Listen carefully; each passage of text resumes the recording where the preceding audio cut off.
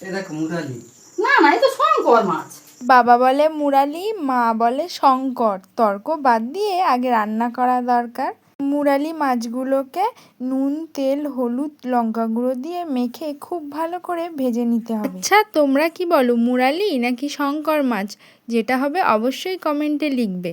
মাছগুলো কড়া করে ভেজে নেওয়ার পর ওই তেলেই দিয়ে দেব পেঁয়াজ, রসুন, টমেটো, আদা ও জিরা একসাথে বাটা।